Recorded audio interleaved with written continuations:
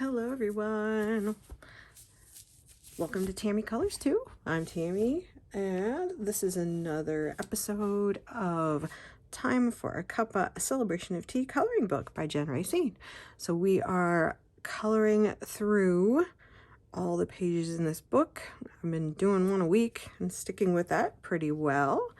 And we talk about the tea and color the page, and so this week, well, I always go through the ones we've done. Assam, boba tea, Ceylon, chai, and this week we are doing chamomile.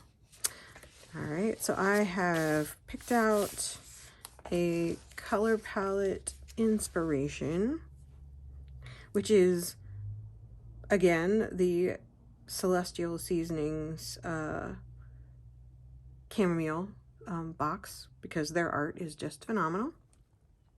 I have since it was Easter, I have a special mug. There's a little bunny in the bottom of my mug. As I drink the tea, I can show you the rest of the mug, but see, he's down in there. And so this is my chamomile that I have steeped, and I can show you. A lot of people drink bagged chamomile. Most of my tea is loose leaf. Not all of it. So I have a loose leaf chamomile, which you can see the actual, they're flowers. It's a chamomile flower, if you didn't know. And they have a strong smell. My husband loves chamomile. I like it. It is not my favorite. I actually prefer chrysanthemum, which is another flower. I love chrysanthemum flowers, and they look very similar. They are not nearly as messy as chamomile. They dry up. They don't have the sickening sweet smell of chamomile. And you just steep them. I've had I've been to a Chinese restaurant where they combine these with a green tea, and it's just fabulous. I like them on their own, but I get these at a Chinese grocery or an Asian grocery. Asian groceries have a lot of flowers, different flowers and herbs and things that you can put in tea, make tea. But anyway, I do have chamomile. It is a nice yellow color. It is very strong. I have nothing in it, so we'll uncover our bunny as we go along. Today I am actually going to use my spree markers, which I don't even know if you can get anymore. I've had them forever. I was in love with them. I did wish that they would make a bigger set because there are only 50. But what did I do with them? They were just here. I pulled them out and poof. Okay, that's weird. I didn't put them back. Oh, there they are. Okay. So I picked out some colors. I'll show you my inspiration picture. Put them over here. This one shouldn't be too difficult. I'm just trying to decide. I'm probably going to color the whole background on this one, which might take me a while. But let's talk about, let me zoom in. We'll work on this up here. We'll do the flowers and the teapot. We'll see how far I go before I speed you up. Right, I am recording. It's always a danger. Yeah. Take another drink of this. So, a little bit of history. Chamomile has been around forever. I can show you a picture of the chamomile plant and the flower here if you would like to see that. I have actually thought about planting some and growing them in my yard and drying them out, because I thought that would be fun, but it's so readily available. I don't know why you'd mess with it.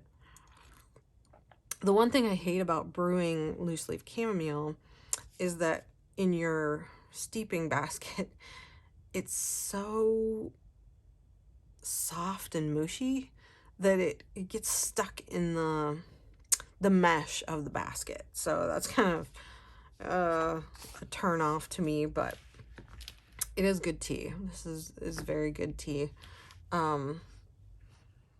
So it has been around forever. Ancient Egyptians, ancient Romans used it. They used it as a cold remedy, and I believe that we still do today. It's believed that it has a lot of benefits. They have found a lot of credence to the ancient Egyptians and the Romans and their use of chamomile. It supposedly helps swelling, hemorrhoids, wounds heal. It basically reduces inflammation is what it does. So it is, of course, not caffeinated, so as long as you're not allergic to it, you know, drink it if you like the flavor. I do. I can drink it with sweetener or without. I need to make sure I have my marker colors. So we're going to color us some, and I can show you how I do white flowers. Use a little pastel. Oops.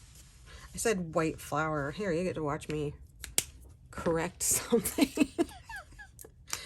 I have said before, the Prismacolor colorless blender is about the best colorless blender ever. I have gotten more stuff out with that. If it wasn't a white flower, I wouldn't worry about it, but I just push it through to the other side. Break on through to the other side. Why do I have that song in my head? Okay. So we'll color, you know, they kind of look like daisies to me, the chamomile flowers, but they're much smaller. I've never actually seen a chamomile plant. We'll try to do a little bit of blending, see how this works. But yeah, they always remind me of a little daisy, but they're really, really tiny. Obviously, you can see what I showed you, how tiny they are. So, oh, I missed that one. We'll see if my colors work out. Do just a little bit of marker blending. So, how have y'all been? I was very excited. Some people have said that they were getting this book and coloring along with me, and that is very exciting. I guess I could show you. I don't know. Can I show you, like, this? I will have posted it, but, you know, this is my Celestial Seasonings box that I'm using, the one with the bicycle. So that's where I'm kind of pulling my colors from, if you want to know. I'm sure I posted a picture of it before. So those are, I just felt like, I mean, we've used very bright colors. Chamomile is not very bright, it's very calming. So that is what I am using on here, calming colors. And it's going to be fun. It's going to be a lot of practice for my glassy world, because there's a clear glass at the bottom of here. So we're going to figure that out. I got to remember how I did clear glass. I guess I could come down here and do my chamomile flowers also. Just let me, I'm trying to do all the same flowers. I tend to do realism. I mean, not realism. I don't think what I do looks very real half the time. But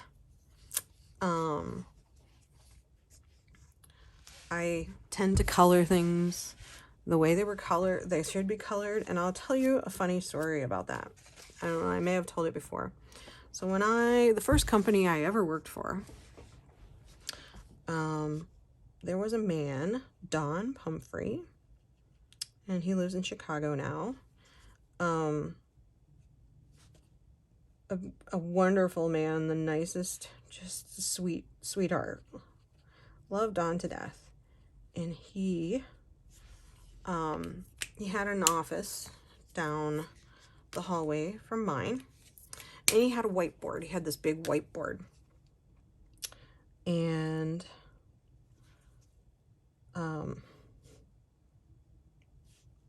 you know, he had like, he didn't have a lot of colors for it, but he had like green and blue and red, and you know, this was the late 90s, so I don't think they had nearly as many colors as we do now.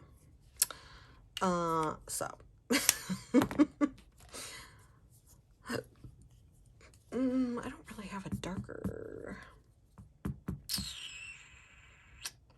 don't think. I'll just use a pencil to darken anything up that I want. So we'll go back up here. We'll do our leaves. So I would go into Don's office and I would draw pictures on his whiteboard, like every season or, you know, things like that. I would just make his board look very festive, and he thought it was fun. And one day I drew flowers and I made the joke that, well, the flowers should be red. And that made him tell me, he says, "You remind me of this song."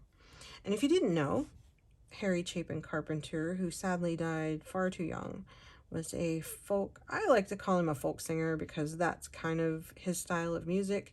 His most famous song was The Cat's in the Cradle, probably, if y'all remember that from the 70s. I used to sit in the car and listen to it on 8-track. My mom and dad had an 8-track. They had a stereo in the house that played 8 tracks, but you know, you don't have your own stereo and you just go sit in the car because you want to listen to it as loud as you want and not bother your parents. The things we used to do.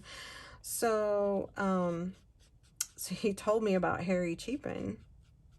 Sorry, did I say Harry Chapin Carpenter? Mary Chapin Carpenter is is his cousin or something like that. Harry Chapin, is the person, the singer, and he is very talented. I do like people who tell stories, and his songs are amazing. It's a shame. I mean, The Cat's in the Cradle is an amazing song, and it's very sad, and I wish it wasn't so sad. A lot of his songs are sad.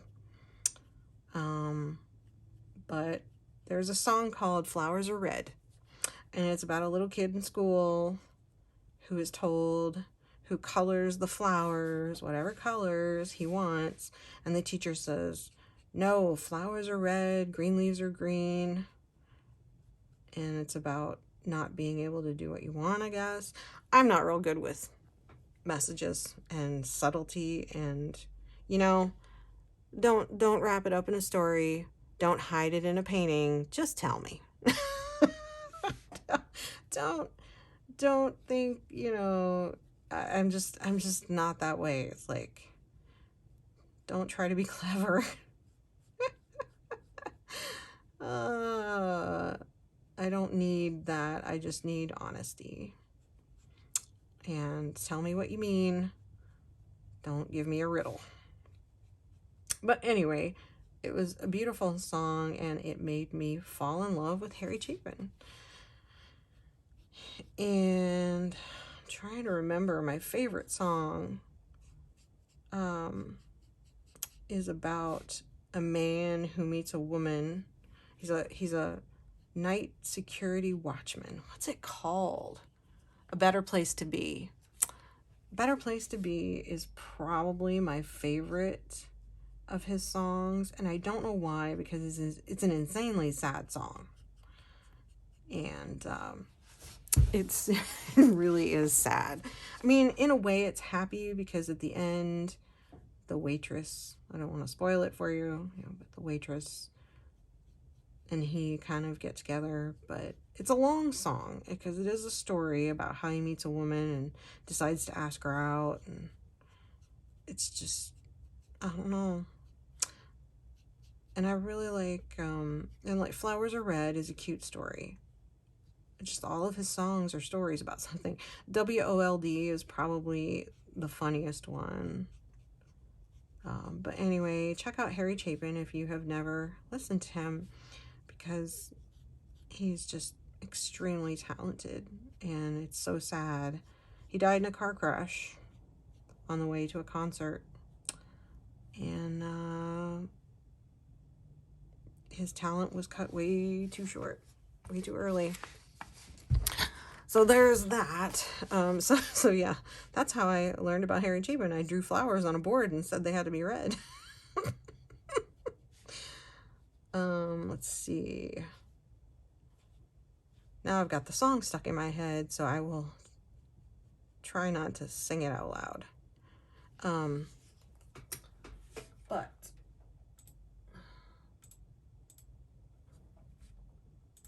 hang on, I just have to do one thing. All right, there. So we will do these. This picture is gonna be relatively fast and simple and pretty and very calming. But yeah, I was so excited that people wanted to color with me. That's like so awesome. I mean, I'm glad you like this series. I was thinking, after I've colored all the pages in the book, because no offense, Jen, but you didn't capture all the teas. And there's a few in here that I had to procure because I just didn't have them, like the boba tea. The next one is dandelion tea, which I'd not had, and I have never had. And so I got some. I haven't tried it yet. I may try it with you. I bought actually 2 different kinds because I discovered there are dandelion root tea and dandelion leaf tea.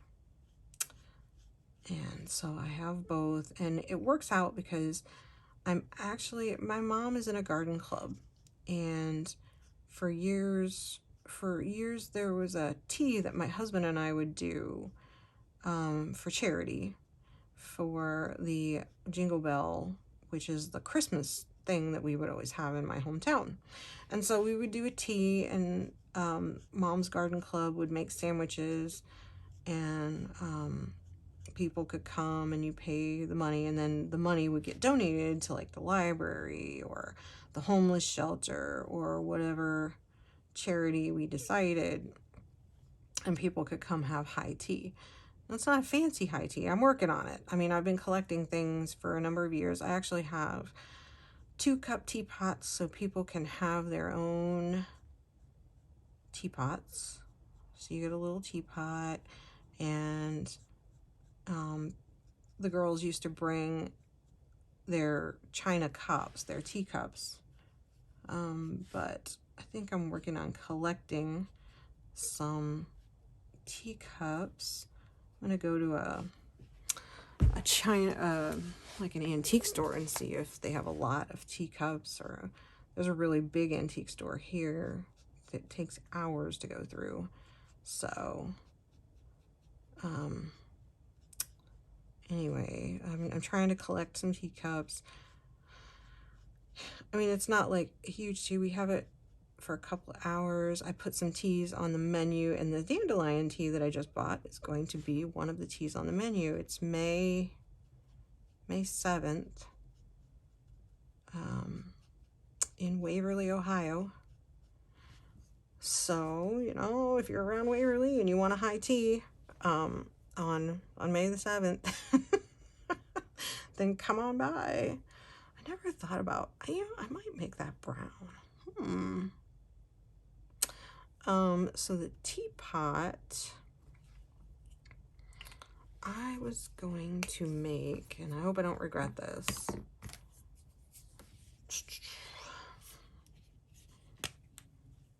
see how dark this yellow is again. I was going to make the teapot should I make it a light yellow color and then darken it? Tough call. We'll do it that way. I like having choices. I just felt like a yellow teapot. I know I need to start bringing some of my teapots up here and show you some of my teapots. I thought about that because my mom gave me my grandmother's yellow teapot, and it's really cute. I don't have a ton, mind you.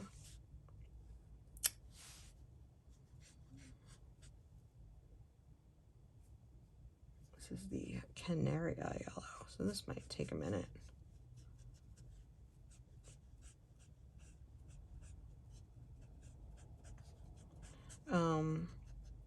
But yeah, so you'll have to tell me, like, oh, I was gonna tell you that, Jen, I noticed on Amazon that finding the book, you couldn't find it, you couldn't search for it. And I know I had a link to it when I did the flip through, so you could still buy it, but apparently I messaged Jen Racine, who is just a phenomenal person. She is so nice. I said, you know, I have this tea series on your book, and I can't find your book. I have a link to it so I can get to it, but people want to buy it and they can't find it. And so I don't know if she ever worked that out. I haven't searched for, I've been so busy, I haven't searched for it, but I'll put a link to the book in the video.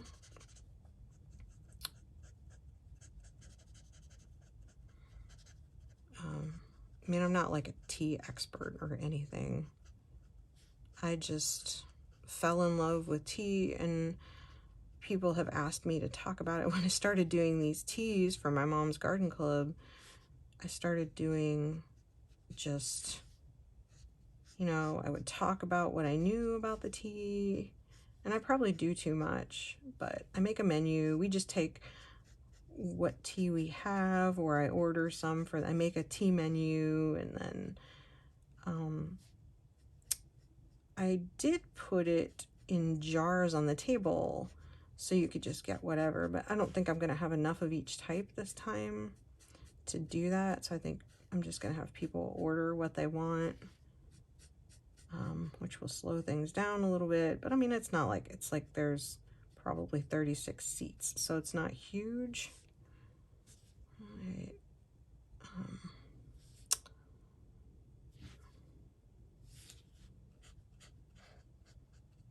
But I think it's fun, and I want to dress like a 50s housewife. I want to dress, well, not like a 50s housewife, but Lucille Ball. I want the poofy dress and the pearls and the shoes and the whole 9 yards. So I'm excited. I might do the lid in a different color. We will see. I'm leaving my options open here. I think these markers shade. A lot of times I just use the same marker to shade my markers. It depends on the marker. They won't all do it. But I'll have to make a decision on that. I still gotta, I need to make my chamomile. So the chamomile tea is kind of a yellowy color. So we should color that. We'll make it, I think this is a good representation of the chamomile color. So we'll put this up here. And then hopefully I am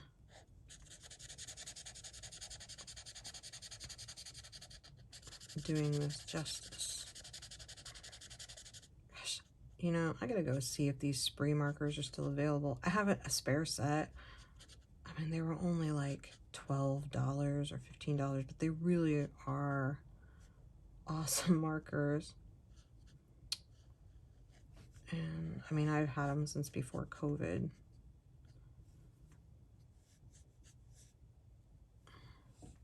All right. Ooh, that looks nice. I like that. I still got to figure out what color the glass in my tea is going to be and what color this is going to be.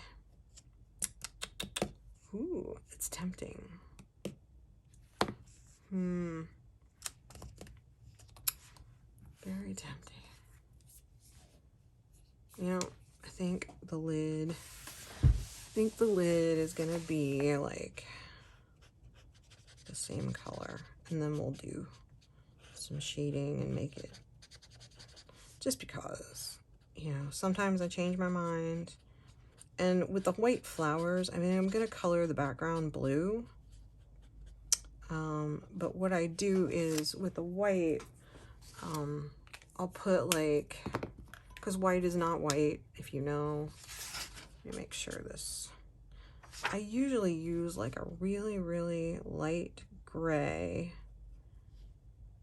and you just put a little bit of, let's see if I can get down here, gray in the creases of the flowers. And then a lot of times I'll go, because we all need sparkle in our lives, I will do glitter gel pen to kind of sparkle them up a little bit. I might do that here, we'll see. It's gonna be a pretty picture, I think. But that's how I do, that's how you do white. One of the ways. Really, really light, cool gray usually. And you just put a little shading in. Oh, I missed that, didn't I? Hang on. I missed coloring this green.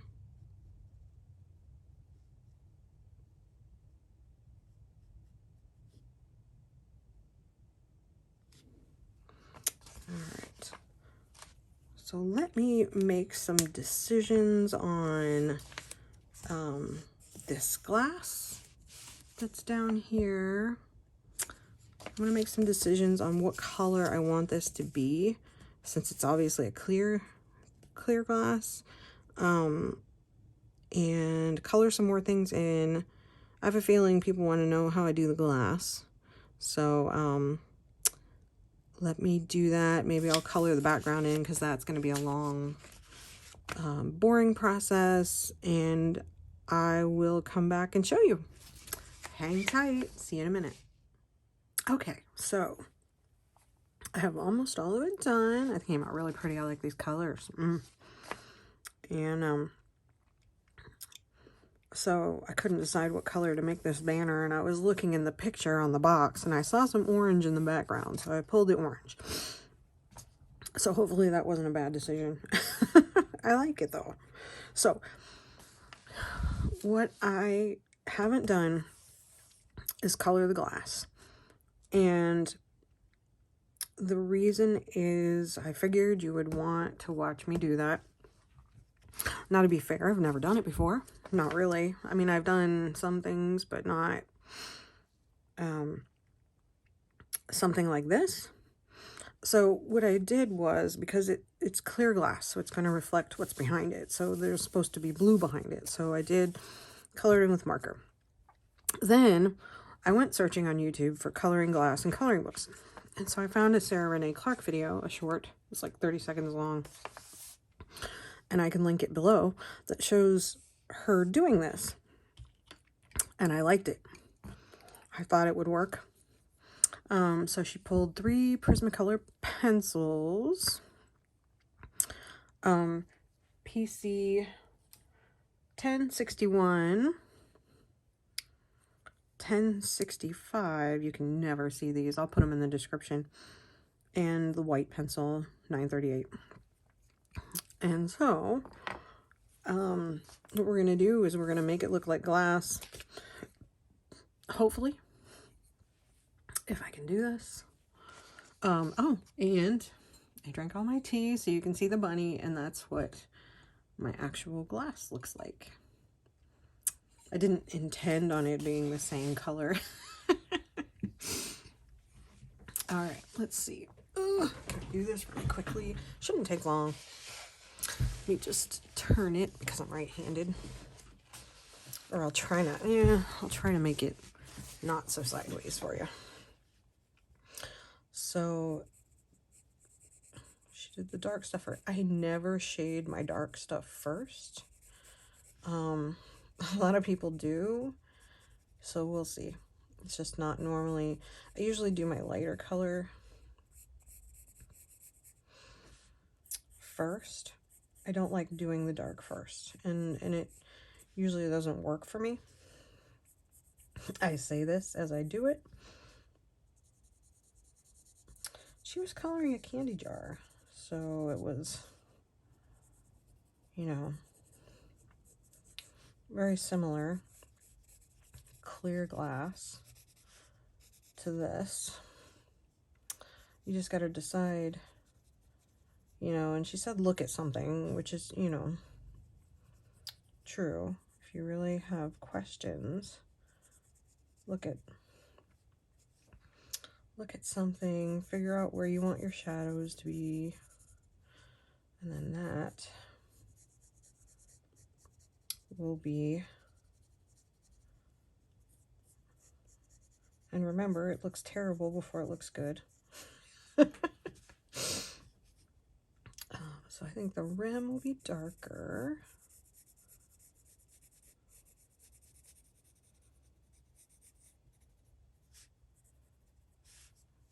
So what do you do? Do you do your shading, your dark first or your light first when you do shading? I am curious as to how many people use or do it one way as opposed to the other. Oh, I missed a spot. Look at that. Didn't get the blue in here between the leaves. There we go. Don't you hate that? You're like coloring and you find out that you miss a spot. See, this is down in the saucer because you have a 3D object. And then this part is on the outside, so it would be lighter in my opinion. But we'll see. So then she just takes the... Oh, and did I mention I suck at leaving white space? And Prismacolors will blend and smoosh, although I'll tell you, I more often than not use a colorless blender because I just can't quite get it. So basically, you put like a, if I understand her instructions, you know, just use this and color it. Make sure I'm in the camera, you know. If I was really good, I'd probably reflect some of the orange tea down in there, but I kind of like it the way it is. This is not reality, remember. So we're just gonna blend it like this. And you can use lots of different colors. I'm just used to seeing these type of glasses are generally this grayish color when you look at them, but there's so many colors of glass. Do you want to see the blue behind, but you want it to be kind of muted. It's working.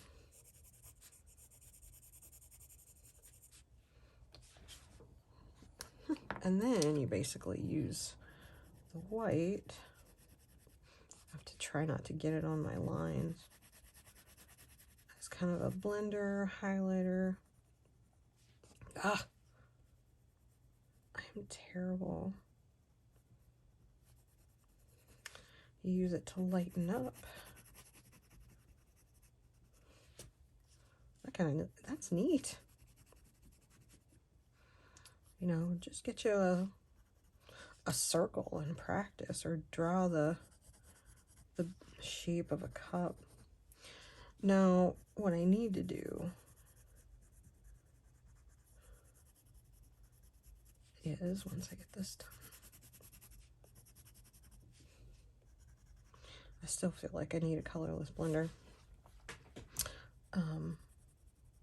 to kind of blend it all together.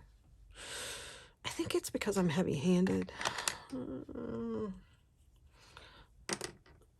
one of these. I usually have a million of these laying around. Make sure it's cleaned off. And sharpen it. Boy, this one's getting...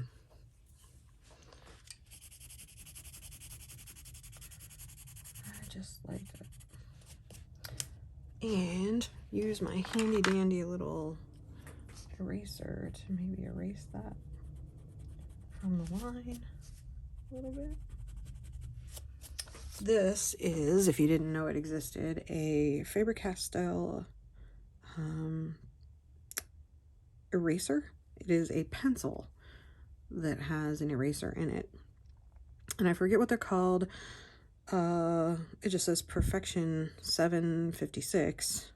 But they come in like a pack of 2. If you're interested, I'll link those in the description below, but they're really handy. I mean, it's really rubbery, but it does work. Like if you just want to get in there with a line. Everyone say hi to Scotty if you can hear him. Because I'm sloppy. Here we go. Here we go. But I find it really tends, you know, helps you clean up those little tiny areas sometimes that you need, that you don't want to get a big eraser in. There. Now let's finish this.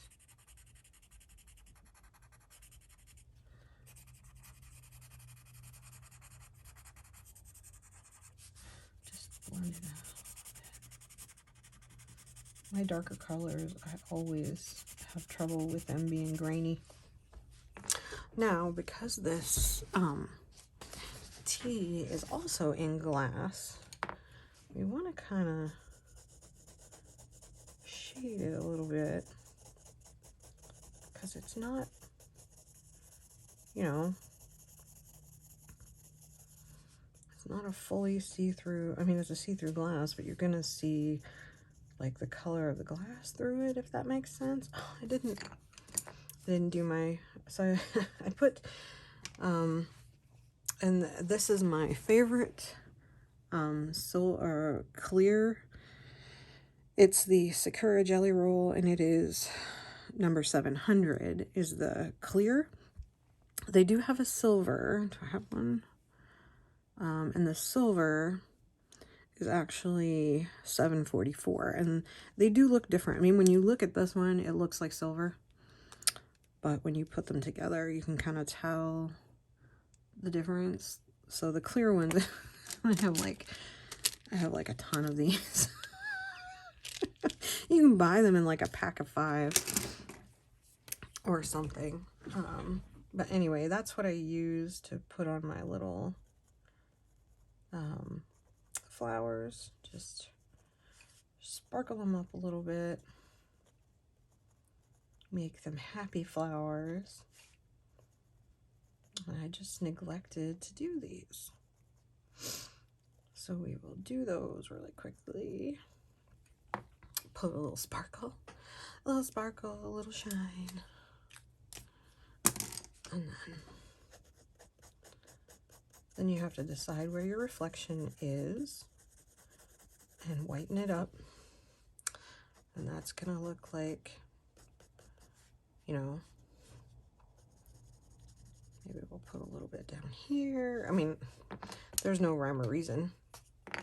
And so I can't decide if I want to leave it. If I want to, I kind of want to blend out this pencil just a little bit. So how does it look?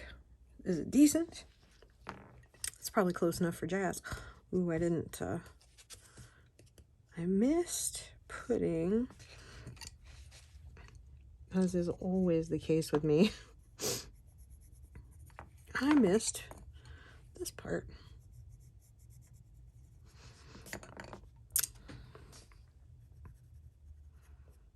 I mean, is it art worthy? I don't know. I'm happy with it. It looks like glass. That's amazing. It's a great, you know, you can put as much white on there as you want. You can use a white gel pen, but, or my dip pen. But since I always suck at using, all right, well,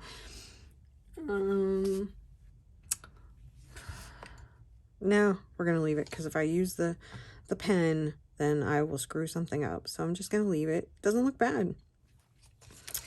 So let me just zoom out. There we go. Hope I haven't taken too long. I hope you've enjoyed this one. We have our chamomile done. And next is dandelion tea. Guess we know what colors those are gonna be. All right, thank you for watching. I hope you had a good time. Let me know if there's anything I forgot to mention. Ask me questions, and I will see you next week in the next episode of the series. Thanks so much for joining me. Have a great day. Bye.